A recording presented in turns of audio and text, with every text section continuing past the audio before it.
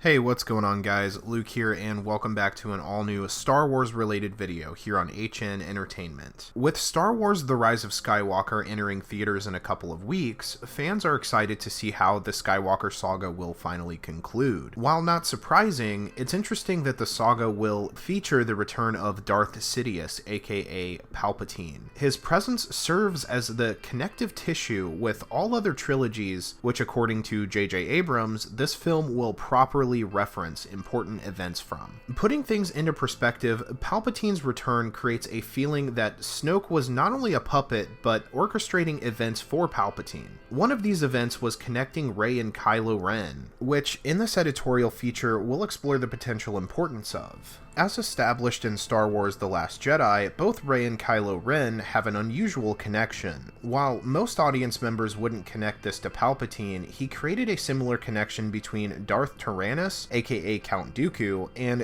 Jedi Master Yoda. This allowed Sidious, through Dooku, to sense Yoda's location and feelings, which provided the tools for manipulation. The connection between Rey and Kylo, however, is much more powerful. Believed to have been the working of Snoke, their Force bond allows for communication across the galaxy and allows them to sense each other's feelings. This bond, while unique, also appears to relate to the abilities of Rey and Kylo Ren. Luke Skywalker made a reference to this by saying Rey's abilities are the Force's answer to balancing the great power amassed by the dark side of the Force. This, along with the heavy yin-yang based imagery found in the Jedi Temple, gives the impression that Rey's abilities are augmented to balance out Kylo Ren and presumably Palpatine. Due to this, Rey and Kylo Ren are extremely powerful in the Force individually and together, which feeds into our next part of why Palpatine may want them together. When Palpatine initially revealed his identity as a Sith to Anakin Skywalker, one of the most important scenes was the story of Darth Plagueis, a Sith Lord that could supposedly prevent death and live forever, with the ability to revive the dead, using midichlorian manipulation. Palpatine in canon was never able to fully master this technique, which in Legends resulted in the usage of various clones combined with the transfer essence technique. Likely, Palpatine won't use this technique in The Rise of Skywalker, since logically, he would already have done it prior to meeting Kylo Ren or Rey. By now, he's a very old man, and likely too prideful to be transferred and have his essence put into a clone, which brings us to another technique. Force Drain.